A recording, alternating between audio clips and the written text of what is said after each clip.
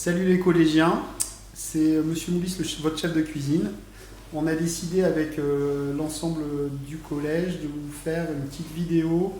On va essayer une fois par semaine de plats que vous aimez manger dans votre collège. Donc j'ai décidé de prendre des recettes que vous aimez et qui sont très faciles à faire pour que vous puissiez les faire pour vos parents. Parce qu'à mon avis, ils commencent à tourner en rond, à vous faire à manger toutes les 2-3 heures, un peu comme les miennes. Donc c'est vous qui cuisinez, ça va être des recettes très faciles, qui sont validées par vous et qui sont appréciées.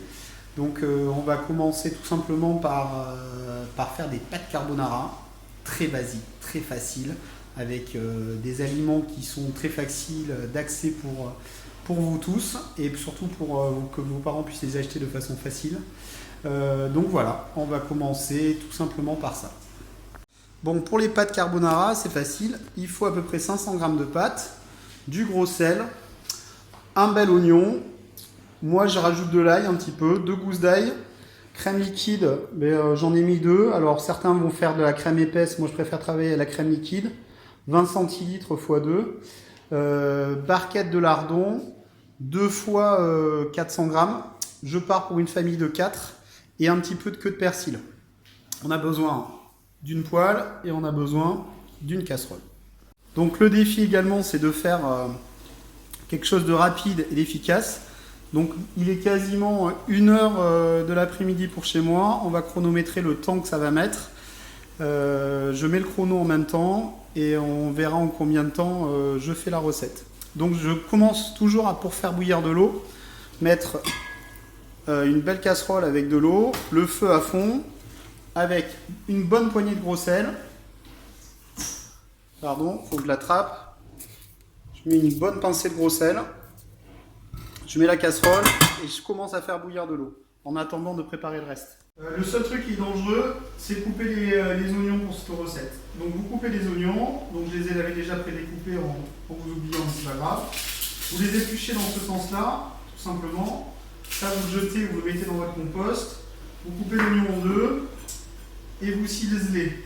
C'est-à-dire, vous commencez à le couper fin. Si les parents vous avez peur, et je comprends, tout simplement, vous les ciselez comme ça.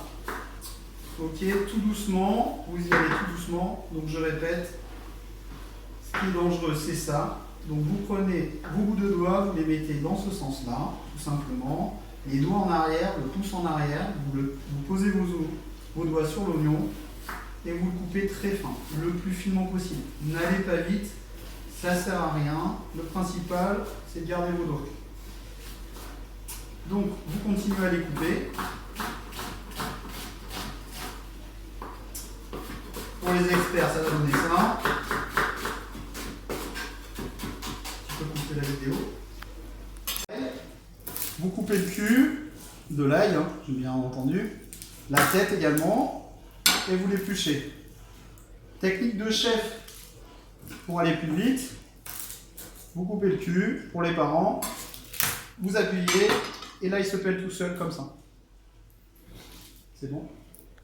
Donc maintenant pour l'ail, on le coupe finement également.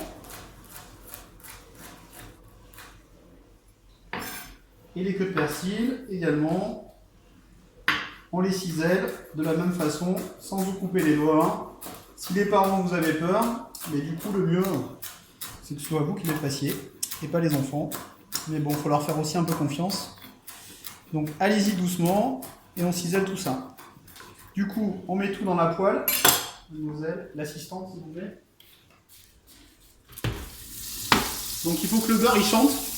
Vous entendez chanter. Vous mettez tout. On va pouvoir couper. Donc on fait suer les oignons, l'ail et les queues de persil. On fait bien revenir. Alors je sais que certains vont dire ah il y a trop d'oignons et tout ça, donc du coup vous en mettez toujours un petit peu. Les oignons c'est super important pour la santé et c'est super important pour le goût.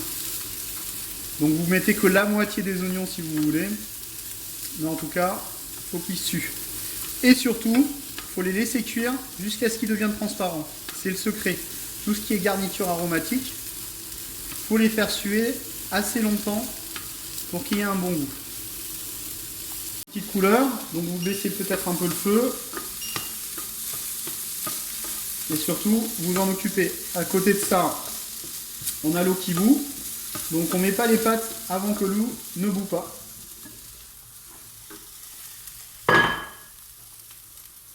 On met les pâtes. Il y a un temps sur chaque paquet de pâtes qui dit le temps de cuisson. Donc c'est à partir du moment de l'ébullition. C'est-à-dire quand l'eau bout l'ébullition. Donc attendez que l'eau rebout. Et à ce moment-là, vous mettez le décompte de votre temps. Ça y est, l'eau bout. Vous voyez bien. Donc ça monte à 100 degrés. On rajoute le timer. Comme ça, vous l'avez. Ou vous le mettez sur votre téléphone. On va dire 7 minutes. Et on laisse et on remue de temps en temps. On remue surtout au début pour décloler la fécule des pâtes qui sont liées entre elles. Et vous remuez toutes les 2-3 minutes. Mais le principal, c'est surtout remuer les oignons. Quand les pâtes bouent fort comme ça, il n'y a plus d'utilité. Donc vous baissez le feu, vous étiez au maximum, vous mettiez à 6-7, vous remuez de temps en temps pour éviter que ça déborde. Ça ne sert à rien de salir la cuisine de vos parents. Elles passent assez de temps à la nettoyer en général. Les mamans, je pense à elles. Donc voilà, le feu sera un petit peu plus doux et ça va moins agresser les pâtes. Les oignons continuent à cuire. Je ne vais pas tarder à mettre les lardons.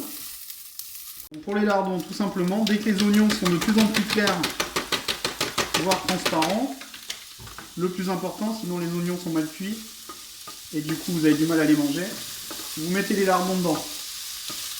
On peut également les déglacer, c'est-à-dire de mettre un liquide dans les oignons à ce moment-là. Certains mettent du vin blanc, certains le déglacent également avec du fond de volaille. Là, on fait au strict minimum parce qu'on reste quand même en confinement. Donc, on fait revenir juste les lardons comme ça. On les entend bien chanter. C'est assez important. On les laisse un petit peu griller de chaque côté. Et surtout, vous les embêtez pas trop. Ok, mais là, les lardons commencent à être bien colorés. Ce qui est pas mal. On continue à les faire suer. Pas besoin de les mettre fort, hein, comme je vous ai dit. Ça commence à prendre une bonne petite couleur. Le principal, c'est qu'il n'y ait pas trop d'eau qui ressorte des lardons. Donc, on cuisine, on mijote, on remue toutes les 2 minutes les pâtes. Il ne reste plus que 2 minutes de cuisson. Mais avant de les enlever, il faut toujours vérifier quand même le temps de cuisson des pâtes. Ok, les pâtes viennent juste de sonner à l'instant. On a loupé avec notre assistante le bruit de la sonnerie. Donc on vérifie, on les mélange bien. Moi j'ai l'impression qu'il manque encore quelques minutes. Le plus facile, c'est d'en enlever une, de ne pas se brûler les doigts et de la goûter. Pour moi c'est ça. Il manque toujours 2 minutes sur leur temps de cuisson annoncé parce qu'ils demandent al dente. Moi je les aime bien quand elles sont un poil plus cuites, pas forcément à l'italienne. Les lardons, eux, ils commencent à être vraiment jolis, ils commencent vraiment à sentir bon. Les oignons ont vraiment pris la coloration que je voulais, c'est-à-dire ils sont transparents. Les lardons commencent à être colorés. Donc à ce moment-là, les 2 pots de crème liquide, j'utilise toujours la crème liquide. Pourquoi? Parce que ça tient mieux à la cuisson. C'est-à-dire que si vous utilisez de la crème épaisse, que pas mal de personnes utilisent également, la crème épaisse, il faut quasiment pas la faire cuire.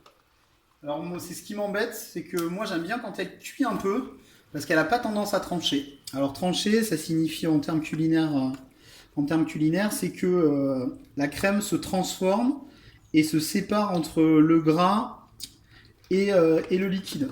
Moi ce que j'aime bien, c'est que la crème elle reste homogène et donc donne un bon petit goût sans avoir deux teintes différentes. En général, le petit lait remonte, grosso modo. Et moi, j'aime pas trop ça. Donc, je fais bouillir une seule fois en crème liquide.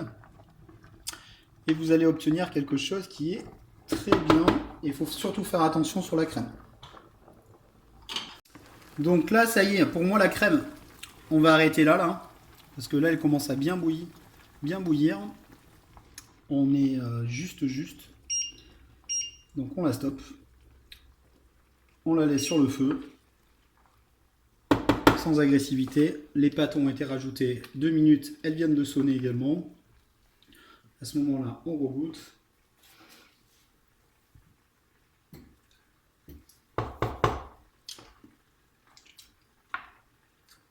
Elles sont mieux, mais je vais les laisser encore 1 minute de plus. Je pense qu'elles sont parfaites pour moi. Et en même temps, je vais sortir la sauce. Sur la fenêtre.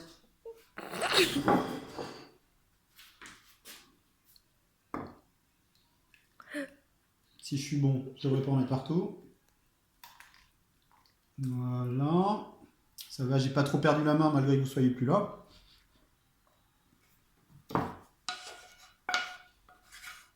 Ok, on sépare la sauce. Parce qu'on sait qu'il y a des enfants qui n'aiment pas la sauce mélangée, des choses comme ça. Très très bizarre ces enfants, mais bon. Je citerai personne. Ok, là on rince les pâtes, quoi qu'il se passe, à l'eau chaude. Même si vous allez dire ça sert à quoi, vous les rincez bien à l'eau chaude. Parce qu'il y a quand même de la fécule, ça va éviter que vos pâtes collent. Ok.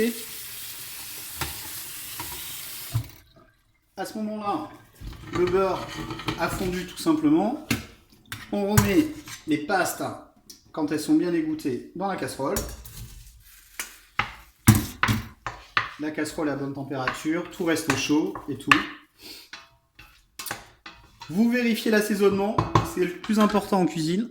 C'est jamais finir sans un assaisonnement.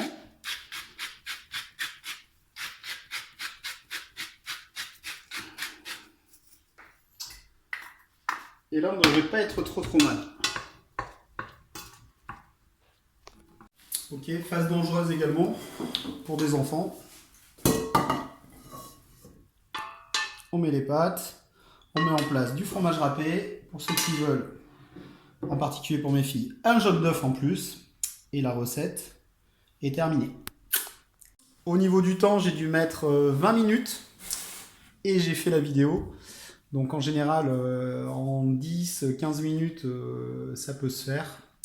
Mais bon, vous prenez une petite demi-heure tranquille. La recette, c'est juste pour aider les parents parce que je sais que le confinement, malgré tout, c'est pas facile tous les jours. Donc je vous dis à bientôt. On va élaborer de nouvelles recettes avec l'équipe de cuisine. On vous fait des bises. On vous souhaite bon courage. Portez-vous bien tous. Protégez-vous. Et restez bien chez vous malgré que vous nous manquiez. Ciao, ciao!